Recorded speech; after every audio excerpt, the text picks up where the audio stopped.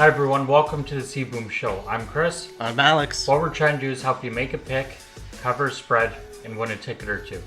First things first, shout out to our sponsors. Tata's Hot Sauce Emporium brings that flavor to your table. Amazing hot sauce, and if you go there in person, St. Clair and Rexley, he's got jerk chicken sandwiches, jerk chicken salads. He's got a super deluxe Sandy that's amazing. Absolutely delicious. Make sure you go there, check it out. If you're not in the city, you gotta check him out. HotSauceUnlimited.com. Look up Tata's. And Extreme G Gaming, located at Yonge and Eglinton. Go there for all your gaming needs, whether it's the new stuff, retro stuff. It's amazing. Go there for all your gaming needs. Yeah, definitely try before you buy and talk shop. Good place. All right, so week 5 was pretty good. A couple teams coming last minute. You had Detroit covering the spread last minute, garbage time, unbelievable. You had Houston, unbelievable. One of those things. But all right, week 6, we're coming at you bright and early. It is Monday night. The game is still on, but we're trying to give you the picks as early as possible. Hopefully it makes a difference, and here we go. So the first game coming up for week 6 is Tampa Bay at Philly. Tampa Bay's on the road -7. Obviously, you take Tampa Bay. You can adjust that to -10 if you like. I agree with that completely. Tampa Bay's going to kill it. The next game is Miami at Jacksonville. Easy pick. Miami -3.5. Even though they're on the road, it's not going to be that big of a deal against Jacksonville. It's a small spread to have it that much. So, yeah, I agree again. Miami should take that. The next game is Cincinnati -3 at Detroit. This is a tough game. Both teams suck. However, Detroit's been playing it close with a lot of teams. I would say Detroit in this for an upset. Yeah, I mean, at least they'll cover the spread. The next game is Green Bay -4.5 at Chicago. This is a game for Peter. Finally, you're going to get a Chicago win over Green Bay. It's been how many years? A lot of years. It's still, in my eyes, 50-50. I like Green Bay, obviously, on the road over Chicago. But Chicago might pull an upset here. I could see it happening. That's one of the ones I would personally box. However, go for an underdog. This is their chance. The next game is Houston at Indianapolis. This game has an undecided spread because Indy's playing Baltimore right now. Obviously, you take Indy. Depending what the spread is, if it's under 7, take Indy. Over 7, take Houston. The next game is Kansas City at Washington. Kansas City's on the road -6.5. Obviously, you take KC -6.5. I'm not going to play this one on every ticket because Washington might do an upset, but I like KC. I would move that spread from 6.5 to a straight 6. Yeah, that half point, 2 field goals. Yeah, I would be much more comfortable with that straight 6. Yeah, that's a good point. That half point could make the difference it has before. Yeah, win or loss a touchdown, but they don't get the extra point because they don't have to. The next game is the Chargers at Baltimore. There's no spread decided here because Baltimore is playing right now. Obviously, you take Baltimore. I'm going to take this one up to -7. Yeah, I think that's fair. Baltimore's pretty strong right now. -7's all right. The next game is the Rams at the Giants. The Rams are -10.5. Those double-digit spreads, I love them. I'm playing it, but it's not one of my key picks, but I'm going to play Rams. Yeah, one of the things is if you got a -10.5 on one side, you have a +10.5 on the other. So, I mean, if you're not comfortable thinking they'll win by that much, you think they'll, you can always go the other way and pick the other team. It's a big spread. The Giants can cover. The next game is Minnesota at Carolina. Carolina's at home +1.5. Or I'm sorry, -1.5. Obviously, you take Carolina regardless what the spread is. Minnesota cannot cover a spread. They're absolutely horrible to Detroit. What an upset there. I don't understand the 1.5 spread. How do you get 2 points really? Go with safety, 2-point safety. I don't think it's going to come down to a safety. I think it's going to be realistically you can move that spread to 2.5. Yeah, you never know. One field goal. Either way, one field goal. Either way, I'm taking Carolina. I don't think it mattered who Minnesota was going to play this week. I was not going to take Minnesota. Arizona at Cleveland. Cleveland's at home -2.5. Obviously, you're going to look at Cleveland in this game. Arizona has been playing well. However, Cleveland's going to... I like the spread again. The 2.5, that's what I'm talking about. One field goal. The next game is a great game of key game, you've got Dallas on the road against New England. Dallas is -4. You take Dallas all day in this game. This is a key Yeah, game for me. yeah, I could see that. I would even adjust that a little again, take it to -5. You could play -5. The next one is Las Vegas Raiders at the Denver Broncos. So this one here, you want to take Denver and Denver -4.5. Let's go Denver. Broncos. The next one is Seattle at Pittsburgh. Sorry, there, a little picture of John Smirk there falling over. Seattle at Pittsburgh. So Pittsburgh at home -4.5. You take Pittsburgh. Russell Wilson is hurt. I don't know the details of the injury or what, but I know he was out. I'm thinking again that 4.5. I moved that up to 5.5.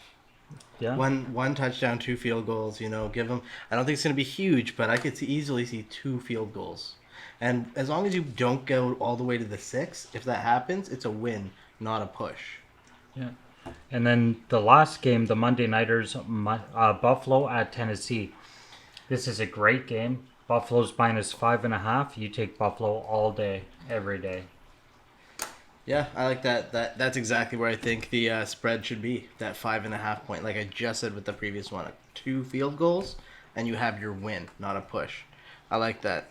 That's so those are the games. There's some great games coming up. So I'm really excited for this week. Lots of opportunity. It's one of the first weeks where me and you agree on literally every pick, and I think that we could take most of these a little far. So if you're at home, let's legit look at these picks, take them, have some fun with it. Yeah. All right, let's check out some MMA. Well, there was some big fights on the weekend, specifically in boxing. Tyson Fury versus Deontay Wilder. Fury came out looking kind of slow, as he normally does. Wilder came out looking like a beast. Threw a lot of punches. Clearly won rounds 1 and 2. Threw real heavy to the body, but he was all muscle like a brick house, and he was throwing 100% into every punch, which is great for power, but it exhausts you real quick. The Gypsy King's whole thing was, I weigh 40 pounds more than you, and I specifically did that so I could lean on you and make you carry my weight and tire you out. Fury tired himself out Wilder tired himself out before Fury could even really start his game plan. So by round 5, you could see that Wilder just didn't have any more gas in his tank. He was coming out with 1 or 2 good combos per round.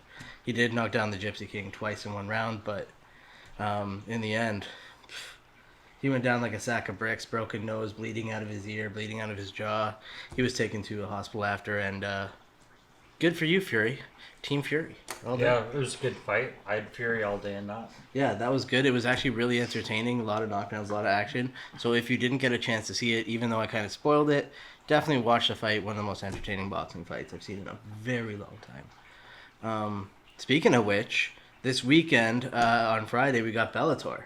Bellator is doing their light heavyweight Grand Prix again, and we got 2 big matches for that. We have Ryan Bader versus Corey Anderson. Oh, it's going to be such a good fight. Take Bader all day. All day. 28-6, you take Bader. The odds, for some reason, I couldn't find. They usually don't post Bellator odds until like 3 days before. Bellator, I've always said, is sketch city. So Bader will be the heavy favorite in that, though. He will, for sure. You take Bader. You also have Vadim Nemikov against Julius Anglicus. 14-2 and 10-1. I say take Vadim in this one. He's a very good fighter, very good striker, very well composed. Even though he does have 2 losses, he's not actually, like, those losses were very close, and he didn't look bad in them. Julius is very aggressive and more likely to get caught. So in those, I would take Vadim and Ryan Bader.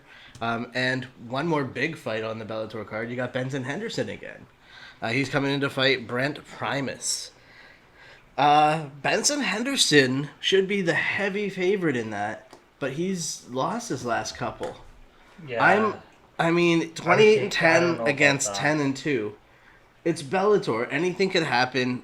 I want to say Brent Primus.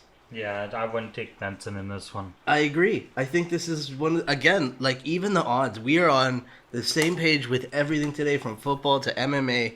It's insane. And then there's a UFC Fight Night. Nothing super special, except for the main event, Aspen Ladd versus Norma Dumont. Anyone who's a fan of UFC saw Aspen Ladd's horrific weigh-in. What was it, last week or week before? Last week's. Oh my god. She just couldn't make weight. She was shaking. She had to be like carried out. It was pretty bad, especially how she was just so open about it after. Okay, I missed weight, let the shots come in. She didn't really care for it, and now 2 weeks later she's fighting again.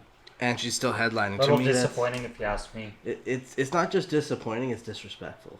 Yeah.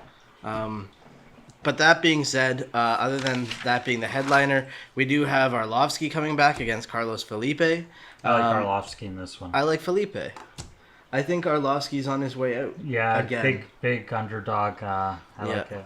And then the return of Jim Miller against Eric Gonzalez.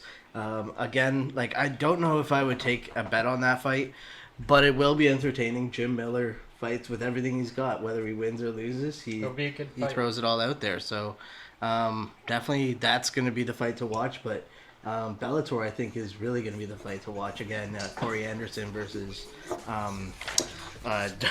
Ryan Darth Vader. It's going to be a good fight. I can't wait. Yeah, that's going to be the fight really of the weekend. So hopefully we helped you guys out. All right, guys. Well, good luck. Once again, shout out to our sponsors, Tata's Hot Sauce Emporium. Brings that flavor to your table. HotSauceUnlimited.com. Bless you. Sorry. Look up Tata's. And Extreme G Gaming, located at Yonge and Eglinton. Go there for all your gaming needs, whether it's the new stuff or some retro gaming. Go there, have some fun. All right, guys. Good luck, and see you next week. Stay safe and win. I need myself. I need a good day. I need a better year. I need a blunt big enough to forget I'm here. I need some food for my thoughts and I need some wealth. I need to find my way back. I need myself.